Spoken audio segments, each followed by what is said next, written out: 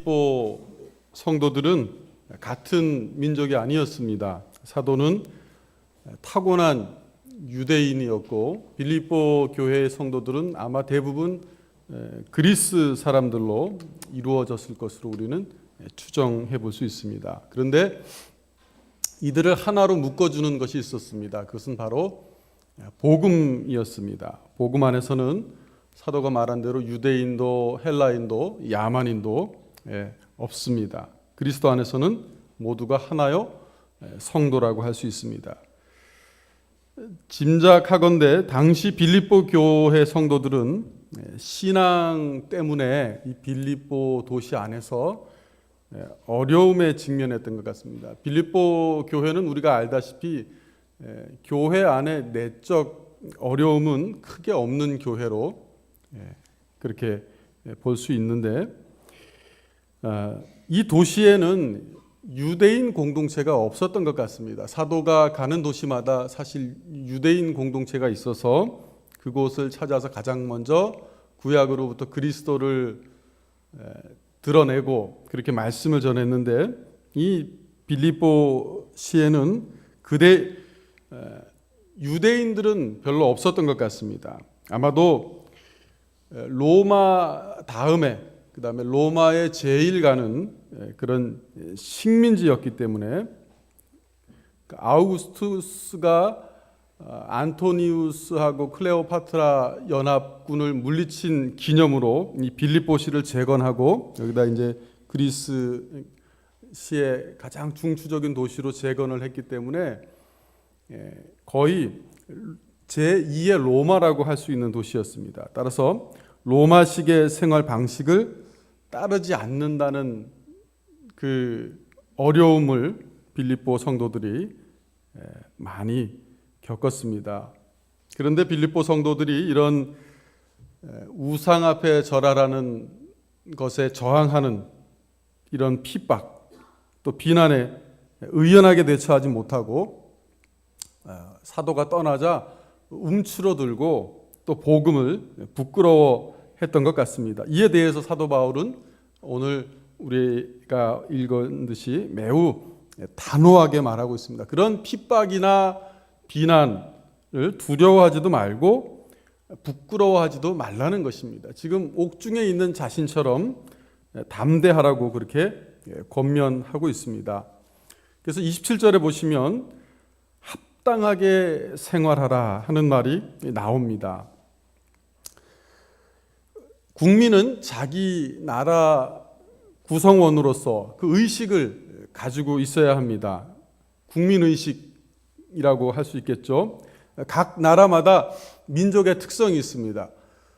미국인들은 세계에서 가장 손님 접대를 잘하는 민족으로 알려져 있죠. 또 영국 사람들은 매우 질서를 존중해서 줄서기를 아주 잘하고 또 우리가 알다시피 프랑스 사람들은 아주 사교적이죠. 또 이탈리아 사람들은 음악성이 뛰어난 민족으로 알고 있습니다. 우리나라는 뭐 대내적으로 잘 알려졌듯이 부지런한 민족으로 그렇게 알려져 있죠. 그래서 우리가 어느 나라로 이민을 가거나 아니면 타 민족이 우리나라로 이민을 올 때 잘 적응하려면 그 나라의 문화적이고 또 인종적이고 언어적인 특성과 함께 그들이 중요시하는 그 에티켓 이런 것을 잘 파악해서 그것을 이제 지켜 나간다면 적응하기가 쉬운 것입니다. 그렇지 않으면 자기 나라에서는 아무렇지도 않은 행동이나 말이었는데 무리나 오해를 일으키기 쉽습니다. 영국에 가서 우리나라 하듯이 쉽게 줄 서는 것을 무시하고 새치게 한다면 아마 사회적으로 매장당할 것입니다. 또 우리가 다른 나라 가서 음식 빨리 달라고 이렇게 시키는 것도 상당히 많이 말이 나오죠. 그렇다면 오늘 사도가 말한 이 그리스도의 복음에 합당하게 생활하라 이 말 속에서 우리는 나는 그리스도인이다 하는 그 자의식, 자기 인식 내지는 정체성이 이 말 안에는 전제되어 있다고 생각합니다. 내가 구원받은 그리스도인이라고 하는 말이 무엇과도 바꿀 수 없는 은혜요, 복이라는 인식을 우리는 가지고 있어야 됩니다. 이게 그리스도인으로서 자아상, 자화상이라고 할 수 있죠. 그래서 이런 사람은 자기 자신이 그리스도인이라는 감사와 당당함을 가지고 복음에 합당한 삶을 살아갈 수 있습니다. 우리가 살다 보면 때로 실패한 사람, 좌절한 사람, 또 성공한 사람 등등 그런 평가를 들으면서 살아갑니다. 그러나 바울 사도는 우리 그리스도인들에게 있어서 가장 중요한 것은 그런 평가가 아니라 바로 내가 그리스도인이라, 그리스도의 사람이다 하는 그런 자아상을 가지고 있어야 한다고 말하고 있습니다. 이게 왜 중요하냐 하면 우리가 그리스도 안에서 성공을 할 수 있고 때론 실패했어도 나는 그리스도 안에 있기 때문에 잘나도 주님의 은혜요, 또 못나도 나 같은 사람에게 주님이 은혜를 베푸시고 함께 해주신다는 사실 때문입니다. 사도 바울이 이런 말을 특별히 빌립보 성도들에게 편지에서 한 이유는 그들이 지금 현재 외부로부터 받은 그런 압력, 비난, 핍박과 관련되어 있습니다. 로마의 제일 식민지라고 하는 자부심이 엄청나게 강한 이 빌립보시에서 이 빌립보 성도들은 자신들이 그리스도인임을 공개적으로 고백하지 못했던 것 같습니다. 또한 교회 안에 있는 어떤 일부 성도들의 좋지 못한 이기심, 그런 말과 행동 때문에 이렇게 움츠러들고 교회가 좀 상처를 받았던 것 같습니다. 우리 그리스도인들이 좋지 못한 자아상을 갖거나 때로 내가 그리스도인이라는 게 창피하다 할 때가 있지 않겠습니까? 주된 이유 중에 하나는 사회적으로 비난받는 이단의 활동이 있을 때입니다. 시한부 종말론자들이나 또 잘못된 그런 신유 집회, 부흥회 같은 데서 인사불성이 돼서 그렇게 넘어지고 이성을 잃은 듯한 행동을 하는 사람들을 보면 같은 그리스도인으로서 우리는 부끄럽다고 생각합니다. 그런데 우리끼리는 구분이 돼도 세상 사람들은 다 똑같이 우리를 싸잡아서 비판하는 것이죠.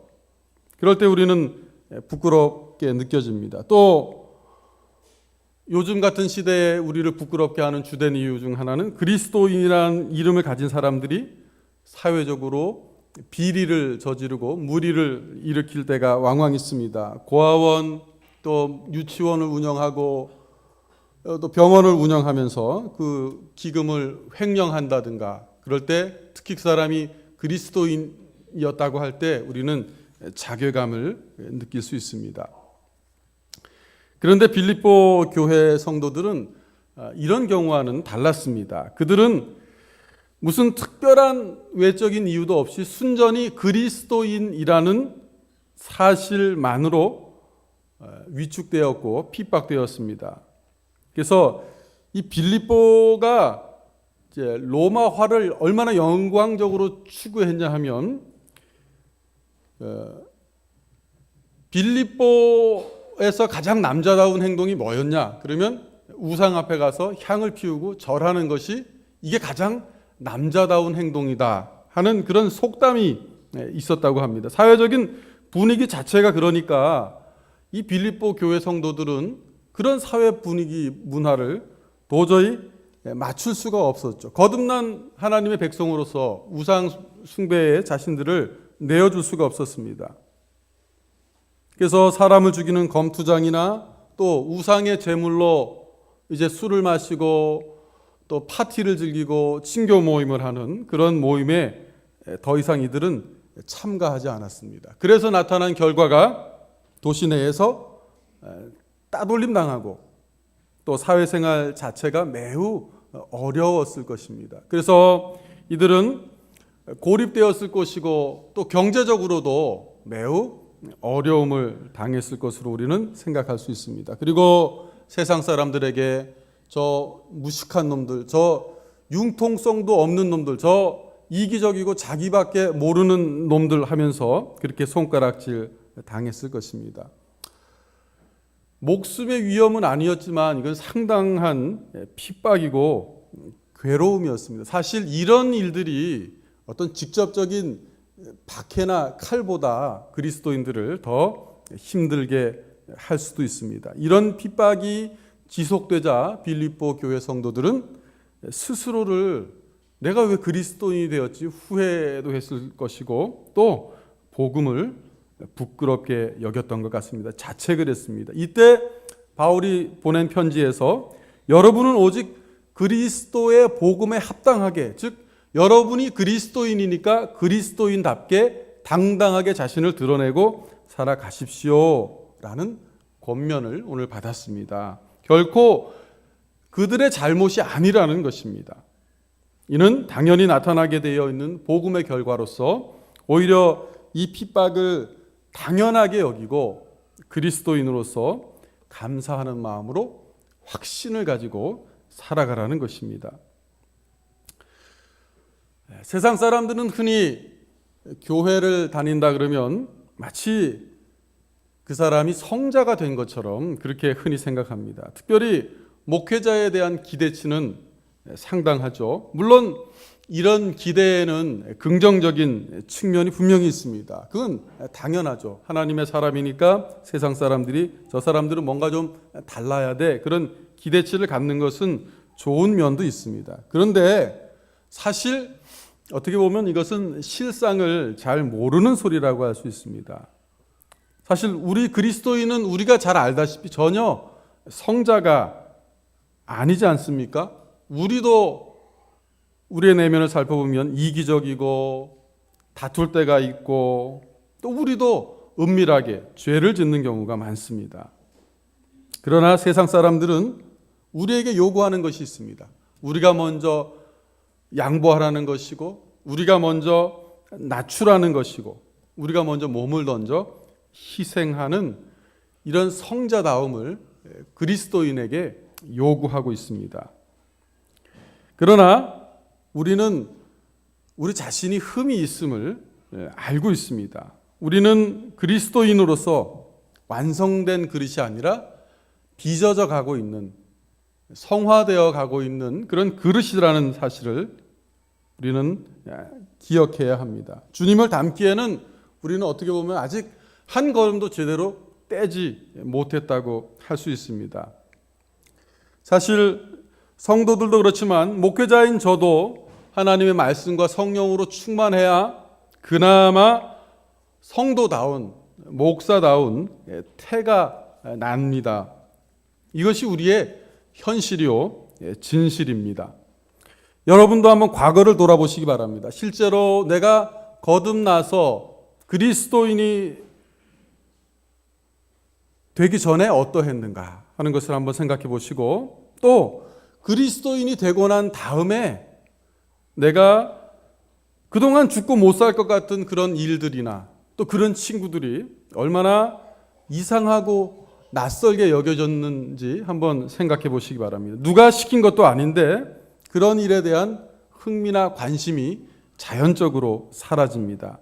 그렇게 나에게 즐거운 분위기를 주고 편안하게 대해주던 그런 세상 분위기가 이제는 정말 낯설고 싫어집니다. 흥미를 잃습니다. 주님을 안 후에 갑자기 세상이 나에게 생소하게 다가오는 것이죠. 마치 외국에 살다가 오랜 기간 외국에 살다가 귀화한 느낌이라고 할 수 있겠습니다. 다른 사람들과 그리고 우리가 그리스도인이 되면 부대끼게 됩니다. 가치관이 달라지기 때문이죠. 여러분도 거듭난 이후에 분명히 그런 경험이 있을 것입니다. 그래서 예수 그리스도를 믿고 처음 거듭난 사람들이 다른 이들과 믿지 않는 이들과 또 내지는 교회 안의 성도들과 겪는 갈등은 이런 새로운 생명체로 태어난 인격이 겪는 미숙함과 또 이 진리 자체를 겪는 데서 오는 그런 독특함이 결합된 것으로 보아야 합니다. 그런데 우리는 이런 사실을 외면한 채 우리 자신이나 또 타인의 인격적인 미숙함으로 돌릴 때가 많습니다. 그러나 모든 그리스도인은 이런 다듬어지는 과정을 거칠 수밖에 없습니다. 실수하고 미숙한 것은 신앙 성장의 과정에서 당연하다고 하겠습니다. 어린아이 과정을 거치지 않고 어른이 된다면 그건 정말 이상한 어른이 되겠죠.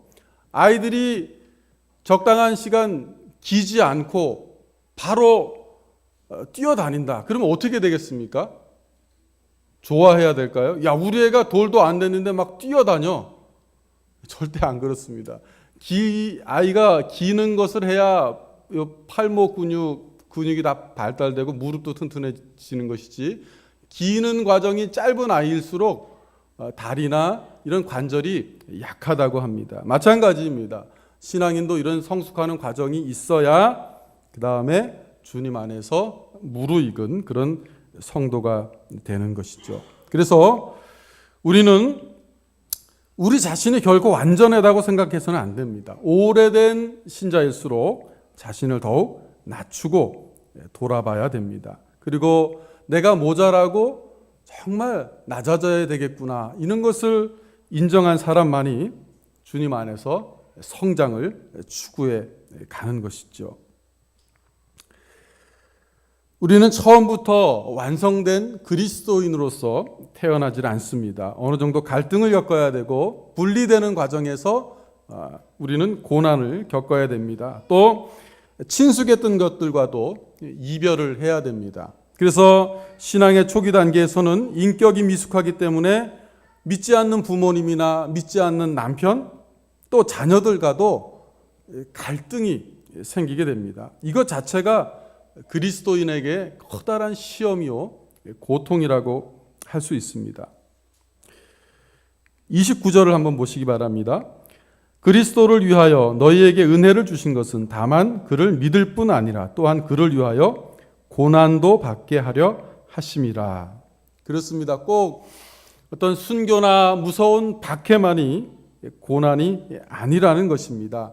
다양한 고난이 우리 그리스도인에게 있습니다. 우리는 부족한 것이 많고 우리는 실수하고 죄를 짓습니다. 그래서 우리에게는 날마다 주님의 은혜가 필요한다는 것입니다. 이 사실을 기억하면 우리는 늘 주님 앞에서 겸손해질 수밖에 없습니다.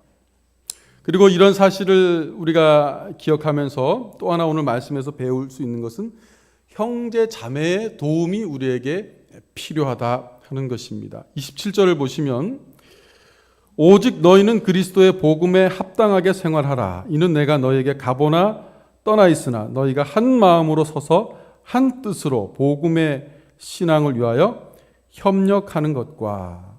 여기서 바울은 한 마음으로 서서 복음의 신앙을 위해서 협력하라고, 즉 교회 안에 있는 형제 자매와 함께 신앙생활을 잘할 것을, 그렇게 연합할 것을 사도 바울은 촉구하고 있습니다. 우리의 대적은 항상 우리의 약한 부분을 노립니다. 동물의 왕국을 보시면 사자나 하이에나가 노리는 그 먹잇감이 어떤 것입니까? 주로 뒤처져 있거나 병들거나 한 그런 것들을 노리죠. 또 우리가 단체 경기 할 때도 흔히 말하는 구멍이라는 사람이 있지 않습니까? 배구할 때도 그 사람에게만 집중적으로 스파이크를 한다던가. 그래서 적은 항상 우리의 약한 쪽을 치고 들어오게 되어 있습니다. 그래서 한쪽이 무너지면 강한 쪽도 무너진다는 것은 자명한 진리입니다. 때문에 우리가 성도로서 나만 신앙생활을 잘하는 것이 아니라 우리 성도 중에서 한 사람이 무너지면 그게 결국 공동체 전체에 해를 끼친다는 것을 우리는 기억해야 됩니다. 그래서 우리 그리스도인들은 어려울 때 또 힘들 때 서로가 만나서 나눌 수 있어야 됩니다. 서로 버팀목이 되어주고 기도하면서 든든한 영적인 지원군이 있어야 합니다. 기도가 안 되는데, 삶이 힘든데 내가 누구를 만나서 손을 잡고 집사님 저를 위해서 기도해 주십시오, 또 제게 무슨 일이 있습니다, 이렇게 기도 부탁을 하거나 내 속마음을 털어놓을 상대가 없을 때 그리스도인은 참으로 힘듭니다. 서로 그리스도인이라고 하면서 한 가족이라고 한 형제 자매라고 하면서 우리가 서로 격식이나 차리고 체면이나 차리고 실수하지 않으려고 하는 이런 경직된 분위기에서 신앙생활 한다면 우리 신앙에 성장이 없다는 것입니다. 여러분, 어떤 신혼부부가 있는데 아침에 일어나자마자 서로 거울 앞으로 달려가서 머리를 막 다듬고 꾸민다고 생각해 보십시오. 이게 얼마나 어색한 일입니까? 부부라면 자신의 헝클어진 모습도 다 자연스럽게 볼 수 있는 것이 부부가 아니겠습니까? 그런데 교회에서 이런 잘못된 모습, 실수하는 모습을 용납하고 받아주지 않으면 그 얼마나 힘들겠습니까?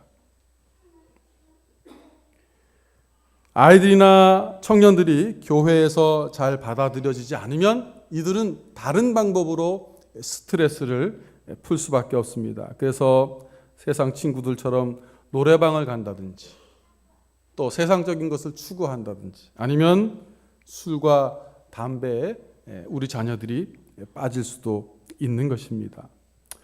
우리가 혹시 교회 내 성도들을, 우리 자녀들을 너무 엄격하게 대해서 교회 밖으로 우리 자녀들의 마음을 또 성도들의 마음을 힘들게 하는, 또 교회 밖으로 나가서 위로를 찾게 하는 이런 일은 없는가 하는 것을 한번 생각해 봐야 하겠습니다.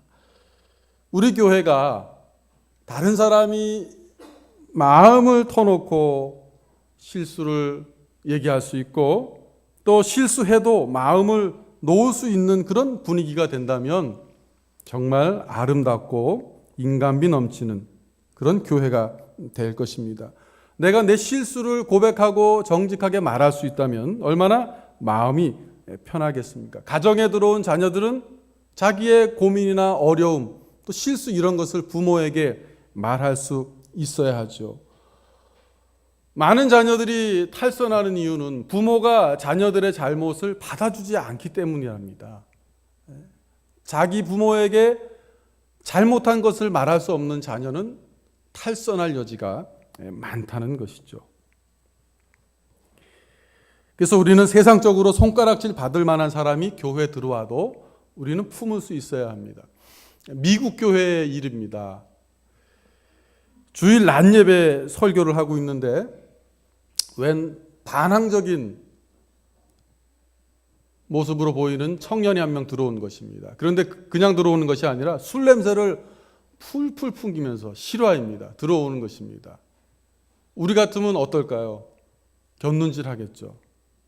네, 그러기 쉽습니다. 아마 대부분 교회는 그럴 것입니다. 그런데 이 교회의 담임 목사님이 젊었는데 이 상황을 아주 지혜롭게 잘 처리했습니다. 수석 장로님에게 부탁을 한 거죠. 설교를 잠시 멈추고 수석 장로님을 잠깐 불렀습니다. 그러고는 그 장로님에게 그 청년 옆에 가서 좀 힘드시겠지만 같이 예배를 드려주십시오.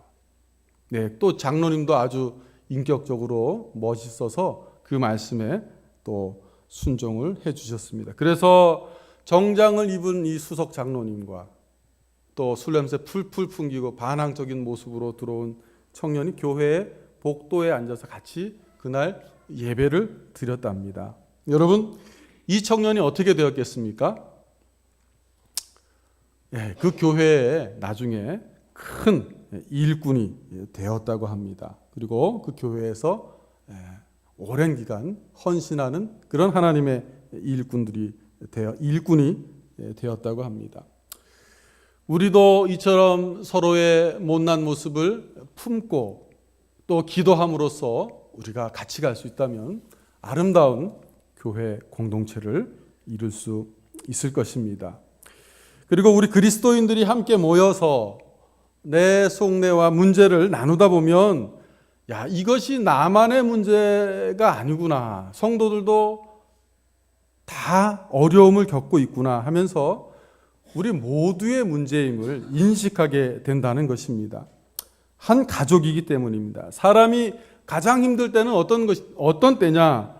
남들이 나를 몰라줄 때, 나를 이해하려 하지 않고 나를 받아들여 주지 않을 때, 내 진심을 외면할 때, 그래서 아무도 나를 도와주는 사람이 없구나 하고 혼자라고 느낄 때 사람은 가장 힘들다고 합니다. 이런 현상이 심해지면 대인기피가 오는 것이고, 또 극단으로 흐르면 성도라고 할지라도 자살을 생각하는 경우가 왕왕 있다고 합니다. 더 나아가면 하나님에 대해서 완악한 마음을 가질 수 있는 것이죠. 그러나 상대방이 내 말을 들어주고 내가 실수했다 하더라도 나를 이해해주고 또 고개를 끄덕여준다면 그것만한 치료 효과는 없을 것입니다. 그러면 우리는 그 사람을 통해서 마음의 평안을 되찾을 수 있는 것이고 다시 하나님 앞에 나아가서 기도할 마음이 생기는 것입니다.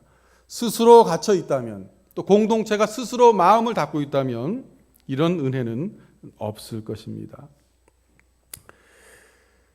하나님은 다른 성도들이 마음을 다한 기도를 그 어려운 상황에 처해 있는 성도를 건진받는 도구로 사용하신다는 것입니다. 제 경우를 봐도 제 부모님이나 제 고향 교회의 성도님들이 저를 위해서 지속적으로 기도해 주지 않으셨다면 저도 아마 상당한 어려움을 겪었을 것입니다. 그리스도 안에서 연합된 이 성도들 그리고 가족들의 기도가 있기 때문에 제가 지금까지 부족하지만 직무를 감당할 수 있었습니다. 우리도 마찬가지입니다. 수세기 전에 살았던 영국의 시인이자 또 설교가였던 존 don은 이런 명언을 남겼습니다. 사람은 누구나 떨어져 있는 섬이 아니다. 인간은 누구나 홀로 있는 섬이 아니다. 아주 유명한 말입니다. 특히 우리 그리스도인들 사이에는 더욱 그렇습니다. 왜냐하면 우리 그리스도인들은 그리스도 안에서 한 가족이요, 한 인류이기 때문입니다. 누군가 만약 내 사정을 듣고 그 사정을 가지고 하나님 앞에 나아가서 간절히 아뢰다면 하나님은 그 기도를 잘 들으시고 우리가 기도하는 사람의 어려움에서 건져 주실 것입니다. 우리가 예배 때마다 사도신경을 고백하지 않습니까? 거기 마지막 보면 우리는 성도의 교통을 믿는다고 그렇게 고백합니다. 우리는 때로 성도의 교통을 하자면 밥을 한 끼 먹을 수도 있어야 합니다. 어떨 때는 정성이 담긴 선물이 필요할 수도 있습니다. 어떨 때는 그 사람을 물질적으로 도와야 할 때도 있습니다. 그러나 무엇도 그 당사자를 향한 간절한 기도를 대신하고 능가할 것은 없다는 것입니다. 여러분이 도와주실 수 있으면 도와주시되 반드시 기도를 병행하시기 바랍니다.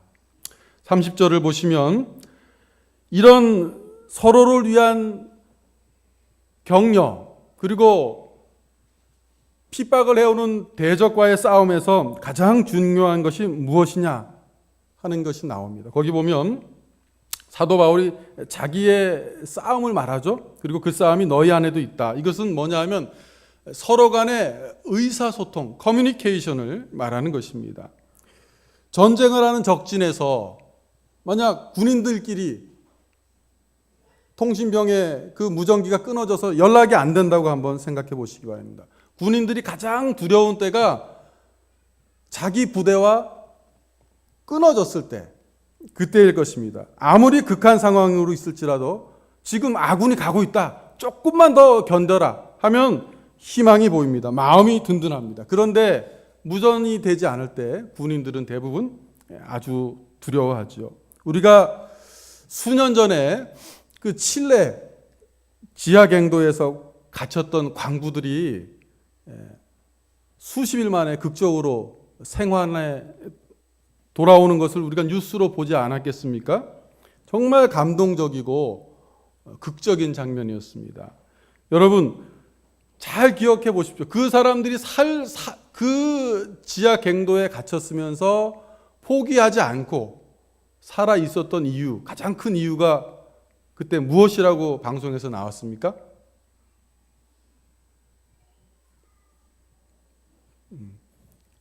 바깥과 연결이 돼 있었다는 거죠. 그래서 지금 우리가 너희를 구조하고 있다. 예. 그 말 때문에 그들이 살아 있었다고 합니다. 대부분 사람들이 그런 상황에 처하면, 외부와 연락이 단절되면 다 죽는다고 합니다. 서로 갈등을 일으키거나 아니면 이 호흡이 가빠져서 그 안에 있는 산소를 빨리빨리 소모하기 때문에 다 죽는다고 하는데, 그때 바로 바깥과 의사소통이 됐습니다. 그래서 우리가 지금 너희를 구하고 있으니까 견뎌라. 그래서 그 사람들은 살 수가 있었습니다. 물보다도 더 귀한 것이 바로 의사소통이었습니다.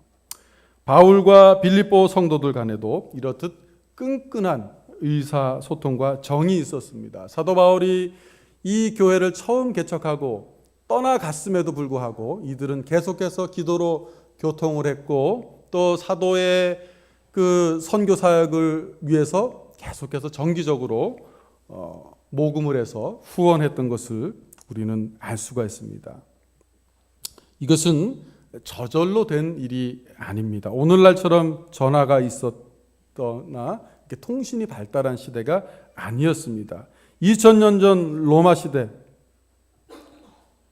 이런 소식을 서로 전하려면 성도 중에 한 명이 헌신해서 정말 산과 바다를 넘고 또 곳곳에 산지하는 해적들과 강도들을 넘는 그런 전적인 위험을 감수해야만 했습니다. 그 결과로 빌립보 성도들은 바울을 계속해서 도울 수 있었고, 바울 또한 오늘 빌립보 성도들이 어려움을 당할 때 편지를 통해서 이들의 영적인 상황을 보고받고 또 그렇게 대책을 세우는 편지를 보내줄 수 있었습니다. 얼마나 아름다운 일인지 모릅니다. 이 각박한 시대, 사랑이 메마른 시대, 우리도 이게 얼마나 아름답고 또 보고 싶고 그리운 성도의 교통인가 하는 것을 한번 생각해 봐야 하겠습니다. 정말 물질의 나눔과 영적인 이 도움이 아름답게 어우러졌던 사도 바울과 빌립보 교회 성도들이라고 할 수 있습니다. 사랑하는 성도 여러분, 우리가 그리스도 안에서 한 가족임을 믿으십니까? 네. 서로 형제 자매라고 여기시고 믿고 기도하고 계십니까?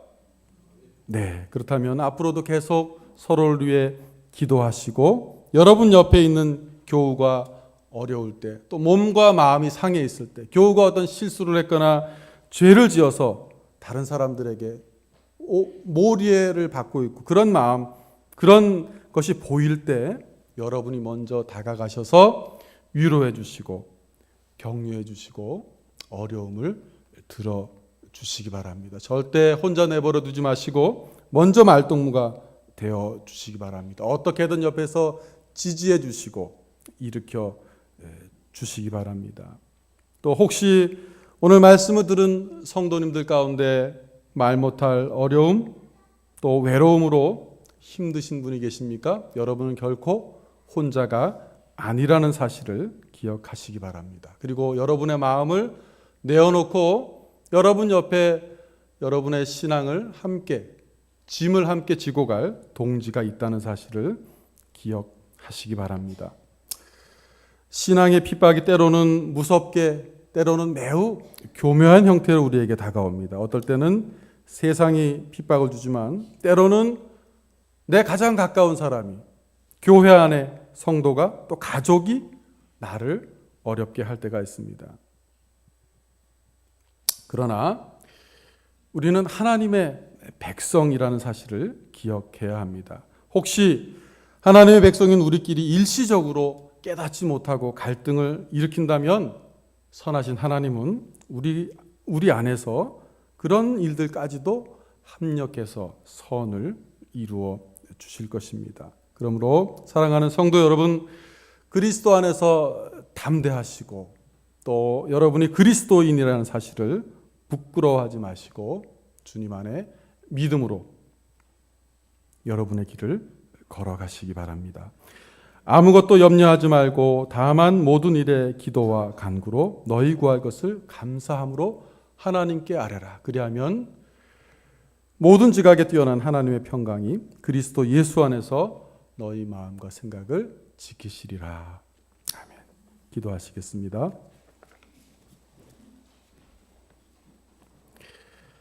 하나님 아버지, 우리를 한 가족, 한 지체로 묶어주시고 대구 영안교회에서 신앙생활 하게 하시니 감사합니다. 사도와 빌립보 성도의 관계들처럼 아름다운 목회자와 성도의 관계가 되게 하시고 또 아름다운 성도와 성도들 간의 관계가 되어서 우리가 때로 실수하고 허물이 있을지라도 그리스도 안에서 용납하며 격려하며 인내하며 갈 수 있도록 하나님 도와주시옵소서. 하나님께서 영안교회를 이러한 아름다운 공동체가 되게 해줄 줄 믿습니다. 예수님 이름으로 기도드립니다. 아멘.